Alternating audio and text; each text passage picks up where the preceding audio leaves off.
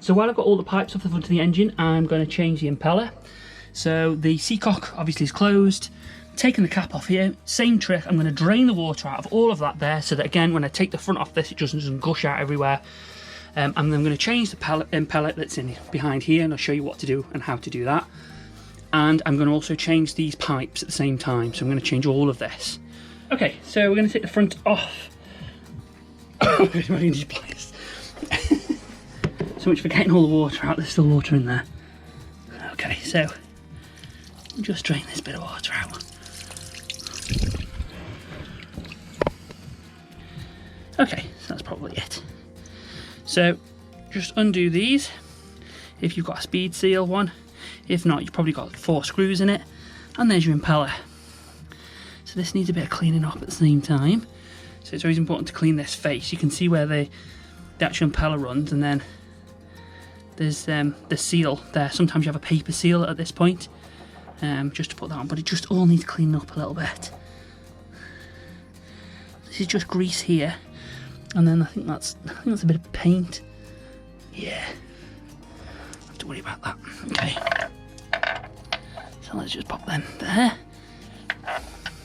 The advantage of the Speedseal is that you're supposed to be able to undo that, you know, and change it really quickly. Obviously, if the impeller goes, I still had to use a pair of pipe grips just to grab all of it. It could be because my hands are sticky, but so it's always a good idea as well to look at how the impeller is actually in there. So you can see that this fin is bent. So what we could try and do is put the new impeller in exactly the same way and bend that one in like that, so that when the engine does start, it doesn't either go backwards or a fin isn't pointing in the wrong direction. I mean, this impeller actually looks okay, but I don't really know when this was last changed. I've got a feeling it was 18 months ago. Oh, there's a little bit of wear actually. No, maybe not. So I'm going to pull that out with a pair of long nose pliers. Normally you're supposed to pull them out really with an impeller puller, which doesn't actually mangle the impeller, but I'm going to replace mine anyway. There are no lost bits. I've got all 6 fins, is it? 1, 2, 3, 4, 5, 6, yeah. I've got all 6 fins on that. Hopefully it's that. I can feel a little bit of damage just here, but we'll have a look when we get it out. So you're supposed to pull these out with an impeller puller, which I don't have. However, I'm just going to use a pair of long nose pliers and hopefully be able just to pull it out. So we know that this fin here is bent in that direction. So as long as we put it back like that. Okay, so let me just grab hold of something, give it a little bit of a tug.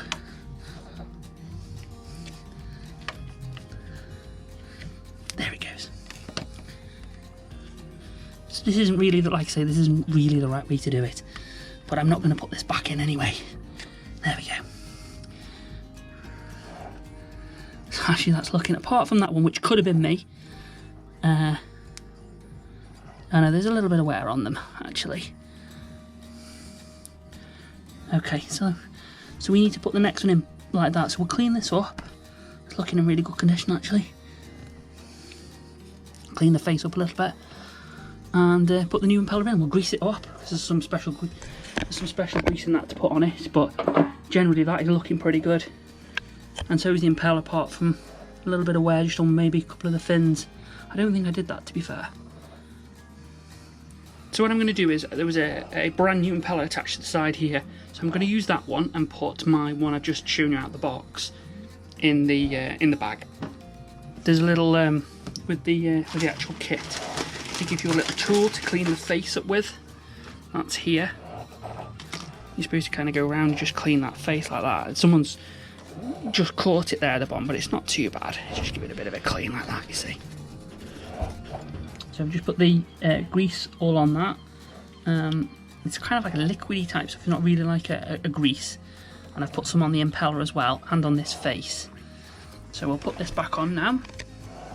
Again, that's bent round the way it was previously.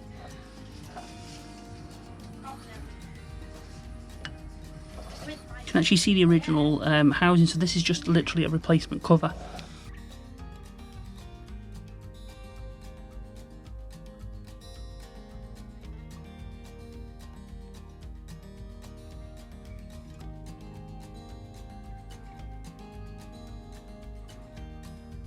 And it's as simple as that. That's it. Job done. Just make sure it doesn't leak when everything else is done. Just give them a little bit of a nip up. I'm also going to replace these pipes while I've got everything else off, so that's part of the other work that I'm doing today.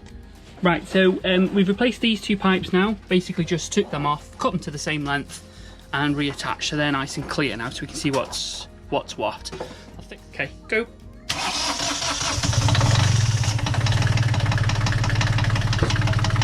So all that new water's going through there.